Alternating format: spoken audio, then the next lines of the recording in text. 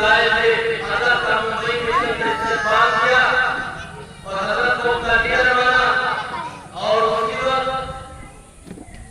بنگال کے جواب پہ انہوں نے حضرت شیخ کریم کو اپنے لوگوں سے خط لگوایا کہ حضرت آپ نے بہت کوششیں کر لی اور اس ملک عظیم کو آزاد نہیں کرا پایا. حضرت شیخ کریم لیٹے ہوئے تھے, اٹھ کر بیٹھ گئے.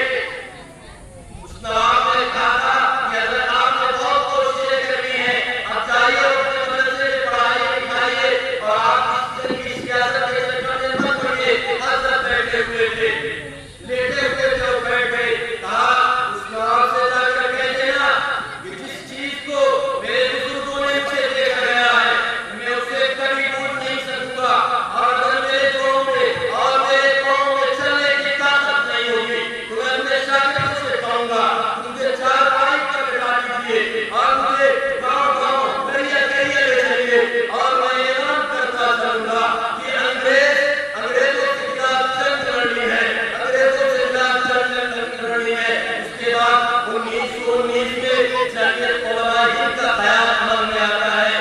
1921 میں حضرت شیخ الہند محمود حسن دیوبندی کا انتقال ہوتا ہے.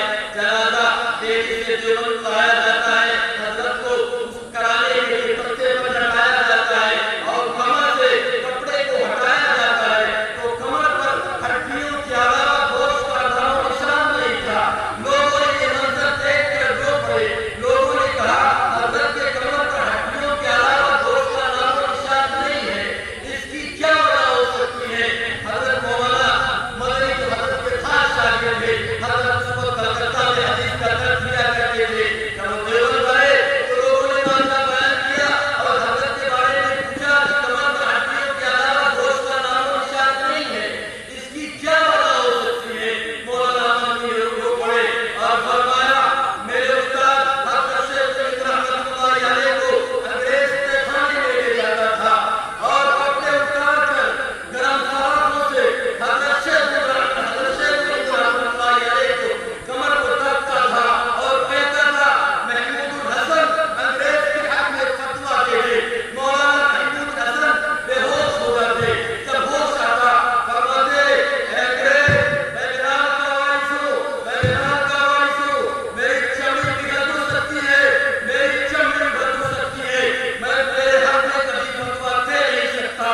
سکوت احمد طول داستان درد ہے زبان میں ورنہ اور ساری باتیں کی جاتی ہیں. بہرحال حضرت شیخ الہند رحمۃ اللہ علیہ کے مشن کو آگے بڑھاتے ہوئے 1926 میں مولانا حسین احمد مدنی رحمۃ اللہ علیہ نے کراچی کے کابینہ ہال میں انگریز جج کے سامنے پیش کیا. حضرت نے فتویٰ دیا تھا کہ فوج میں انگریزی فوج میں بھرتی ہونا حرام ہے. انگریز جج نے مولانا سے پوچھا کہ آپ نے یہ فتویٰ دیا ہے. مولانا حسین مدنی نے کہا دیا کیا ہوتا ہے, دیا تھا, دیا ہے اور دیتا رہوں گا. مولانا اشرف نے کہا مولانا جانتے ہو اس کا کیا مطلب ہوگا. حسین احمد مدنی نے اپنی پگڑی اتاری اور کہا میں جب دیوبند سے نکلا تو اپنی کفن کو لے کر چلا تھا.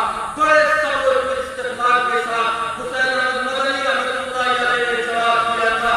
اس وقت وہی مولانا محمد علی جوہر حضرت کے ساتھ کھڑے ہوئے تھے, پاؤں پکڑ لیے. انہوں نے کہا کہ حضرت بیان بدل دیجیے. حضرت مدنی نے کہا خدا کی قسم اگر میں یہ بیان بدل دیا تو ایمان بدل جائے گا. اس طرح ہمارے بزرگوں نے قربانی دی ہے, اس طرح ہمارے بزرگوں نے اپنی جانوں کو نثار کر کے قربانیاں پیش کی ہیں.